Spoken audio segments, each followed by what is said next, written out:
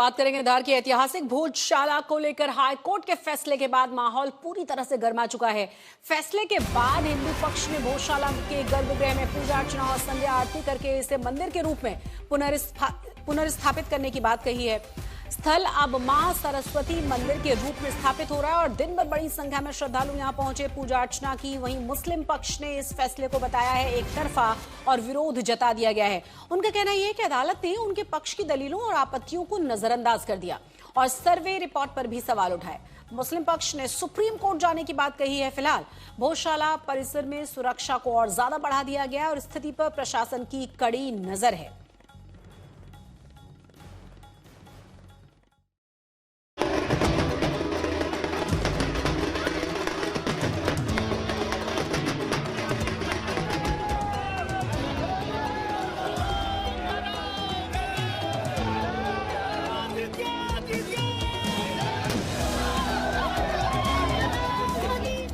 ये उत्सव,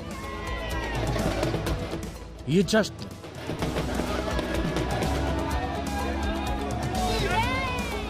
ये इमोशन,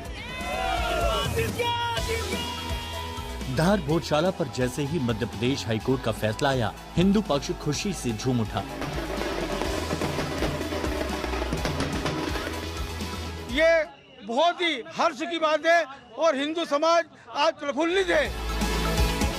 जिस पूजनीय स्थल के लिए वर्षों की कानूनी लड़ाई लड़ी, उसके पक्ष में फैसला आया। आज वो दिल से खुश है कि वर्षों का उसका मेहनत का परिणाम आज सबके सामने आया है। ये वर्षों की मेहनत का परिणाम है। भोजशाला अब अधूरी नहीं, पूरी हो गई है। ये कोई मस्जिद नहीं, मंदिर है, हिंदुओं का पवित्र स्थल है। इस मंदिर में अब सिर्फ मंगलवार नहीं बल्कि हर रोज पूजा होगी, बिना किसी पाबंदी के होगी, विधि विधान से होगी, क्योंकि मध्य प्रदेश उच्च न्यायालय ने माना है कि भोजशाला एक मंदिर है, न कि कमाल मौला मस्जिद।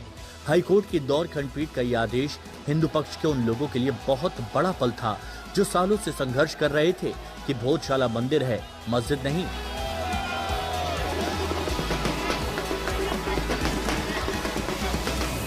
कैसा फैसले को देखते हो और अब कब आप लोग प्राण प्रतिष्ठा की बात कर रहे हो? बहुत अच्छा फैसला है। न्यायमूर्ति जो है उन्होंने बहुत अच्छा फैसला दिया, उनका स्वागत करते हैं हम बहुत। और कई वर्षों के बाद हमारे कई बुजुर्गों ने इस भोजशाला के लिए प्राण दिए हैं, उनका बहुत प्राण इसमें लगे हैं। हमारे ऐसी युवा पीढ़ी जो आज भोजशाला परिसर में खड़ी। अब क्या करेंगे आप?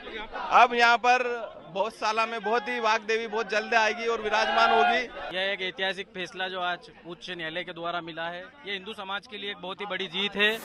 दशकों से हिंदू पक्ष भोजशाला को मंदिर बताता रहा।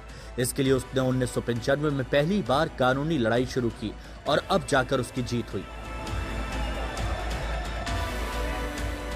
मध्य प्रदेश हाईकोर्ट ने ईएसआई के सर्वे, ऐतिहासिक तथ्यों, गवाहों और परिसर के मौजूदा हालात को देखते हुए अपना फैसला सुनाया और ऐलान किया, भोजशाला में जिस मंदिर को दशकों से कमाल मौला के मकबरे और मस्जिद के तौर पर बताया जा रहा था, वो मस्जिद नहीं बल्कि सरस्वती मंदिर है।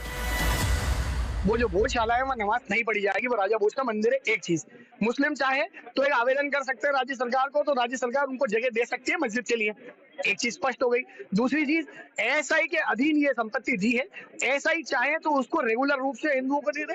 वहाँ की जो व्यवस्था है वो एएसआई को दी है।